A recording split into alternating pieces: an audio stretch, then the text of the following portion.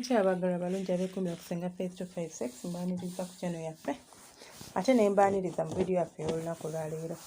Olunaku lwaleero njagala kwogera ku ngeri gy'osobola okuddamu omwagalwa wo singa aba akutteko nga mu butuufu obudde toli mu muudu oba toli mu bwetaavu bwa kubeera nga mwegatta.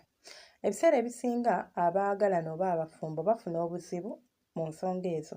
Ekintu ekyo oyinza okiraba ng'ekiti naye osobola okikola munno ne kimunyiiza ne kimuleetera n'okwenda. But waliwo engeri gy'osobola okulagamu omuntu nti saagala naye nga mu bulungi. Naye waliwo abantu ng'olumukwatako nga si nti bali mu lusirika, si nti bali mu kuyomba, naye bawe n'amukwatako n'amwesamula. Okitegeera? Ng'amulaga saagala. Kitta appetite. Ate nno tekitta appetite kwololoka kisobola okugittira ddala. Ne weegomba akuddemu okukwatako nga taliddamu kukwatako. Nga takyalina appetite nga yafa. So tusobola tutya okubeera nga tusobola okulaga omwagalwa waffe nti saagala naye in a polite way oba mu mbeera enzikakkamu. Waliwo ennaku ezibeera awo nga naddala ffe abakyala ng'owulira mu butuufu nga si nti oli mulwadde, waliwo ennaku z'obeera nti oli mulwadde. Waliwo ennaku z'obeera ng'olinamu ekirwadde nga tuvudde ku nsonga z'abakyala naye ng'oba omutwe okukuluma, olina stress zo. Waliwo ennaku z'obeera awo ng'owulira toyagala muntu kukukwatako, ng'oyagala kwebaka bibyo okeese nga tewali akutozeetoze oba nga tewali akusumbuye. So omusajja singa akukwatako nga toli mu nnaku zo za mwezi ng'ate owulira tewandiyagadde n'omwesammula bwesammuzi, alinza okulowooza nti omuntu ono alabika oluusi kimuviiramu okulowooza buyenda.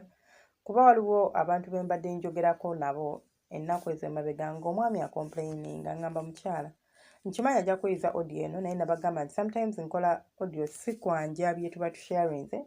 That's why I don't soogera nti gundi oba gundi. Mba njagala abalala bayigire ku ekyo kuba mba nkimanyi tekisumbuwa gwe wekka. So gw'obeera ddoboozi ly'abo abatasobola kuvaayo kweyogerera. Nga yalobooza omukyala we ayenda naye munnaye ate twagenza okkizuula. Bwe nayogeddeko n'omukyala one on one okunneeyabiza ng'ekituufu tayenda naye nga takyalina appetite ate ng'alina ensonga ze. So kati ye ng'ayagala kumanya omukyala akyanjagala, omukyala ayenda biki naye nga tayenda. Naye nze nakizudde nti communication yeetaabaddewo oba yeetaliyewo eyaleetedde omusajja ono okubeera ng'alowooza bw'ati. Kuba yagambye buli bwamukwatako omukazi amusamula, buli bwamukwatako yeekwasa nti omutwe gunnuma, kwagamba buli ssaawa ateekawo ekibeerabeera. Omusajja n'atuuka ng'awulira bimutamye. Then waliwo n'abaami ng'omukyala wo buli lwakkwatako oteekawo ekibeerabeera, omukazi ono ayagala nnyo okumuzina. Kati oyagala agamba ani? Bw'aba ayina omuyimo obadde oyagala akola ati asirike nagwo afe nagwo? Bw'aba ayina omuyimo obadde oyagala agenda anoonye mukwano gwe oba neyiba? Of course ayina kugamba gwe bbaawe. So singa mukyala wo akwatako oba omwami wo akwatako nga toyagala, nze nandigambye bwenti oba nanditeeseza bwenti, osobola okukyuka mu bulungi n'omunywegerako n'omugamba hani oba omukwano leero nga mpulira siri mu muudu. Mpola mpola bw'alemerako kuba waliwo omuyimo ogusumba omuntu nga mu butuufu awulira afa.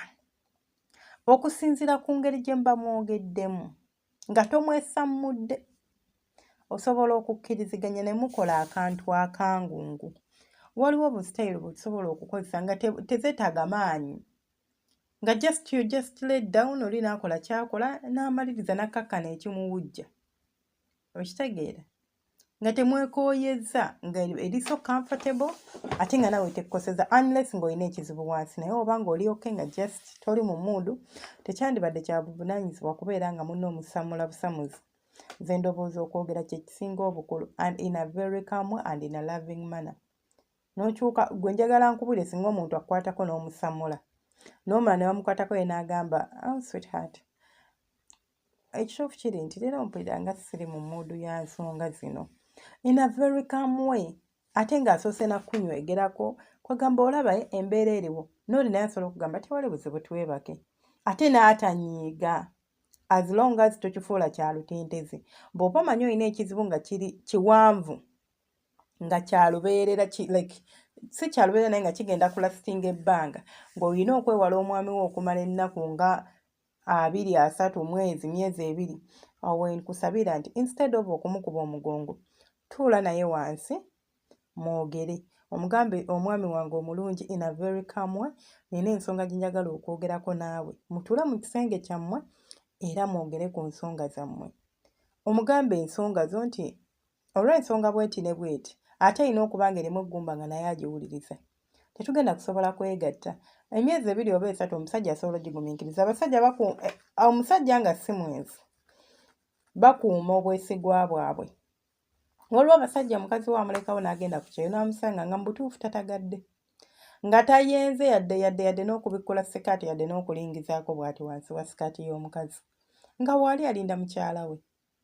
naye nga kiki oluusi ekibakuumira communication bw'ayogerako naawe omutima gukka naye mu relationship era muba nti muli mu communication naye muba bafumbo nga musula mwenna things won't work out ajja kwesanga nga oluusi bibaviiriddeko kukola ki obwenzi so obanga omuntu togenda kwegatta naye yiga engeri y'okumukwasaganyaamu mu bulungi naddala nga mwami wo oba nga mukyala wo oba nga muntu gw'olaba mu future oba gw'olaba nti tulina olugendo lwe tutambula katugambe girlfriend wange oba boyfriend wange kubanga ate we muba muli kweryessa oluusi kiyinza n'okubaviiramu relationship okumenyeka ng'oli agamba alabika alina omuntu omulala gy'agenda naye ng'oluusi munnaye si y'ensonga abakyala tulina ebizibu ebimu nti otuuka oluusi n'obeera nga tolina appetite oluusi olw'ensonga ezimu nga famire stress nga toyina ng'owulira toyagala omusajja osobola nze mbuulira nnyo abakyala nti woba ogendagenda ku famire kuba famire eno eri so complicated etabula abakazi oli emuwa obusungu oluusi olw'emufuula ng'ow'olubuto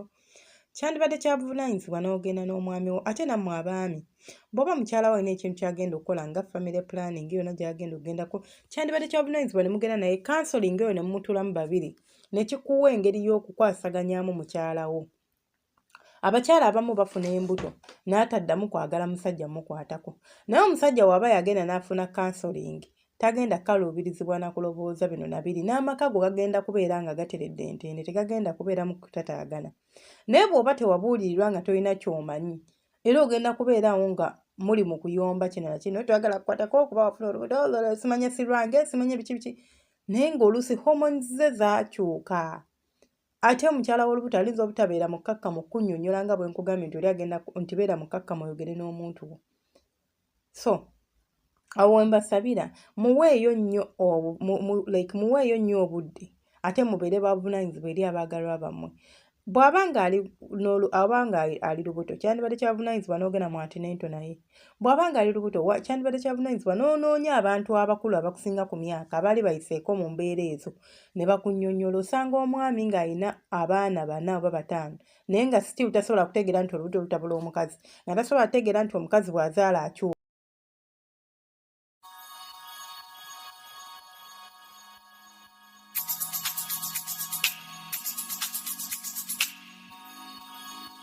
Yeah.